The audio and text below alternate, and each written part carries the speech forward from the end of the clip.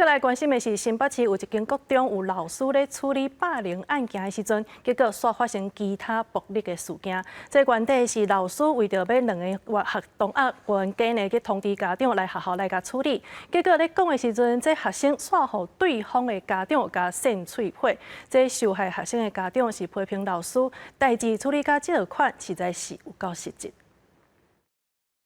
当这个巴掌下去的时候，导师大概就在1公尺的位置，你怎么看不到？家己囡仔伫校园走廊，互同学的家长扇喙皮，爸母看到画面是真唔甘，也质疑学校甲导师迄当时的处理不当。为什么是在5楼的教室前面走廊？当下没有旁边那3位同学，最后留到最后陪着他。我儿子当下其实他说他真的很想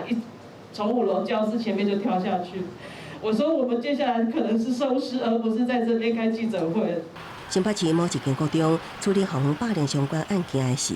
延伸案外案，其显示有男女同学发生吵闹，也是疑似霸凌的情况，所以老师通知双方的家长到学校。查某同学的家长因为工作因素无法度到场，只有女同学家长来，结果伫走廊讲话过程中。 查某同学和女同学家长扇喙皮，这也互查某同学家长真受气，搁较指责老师是伫边仔看无处理。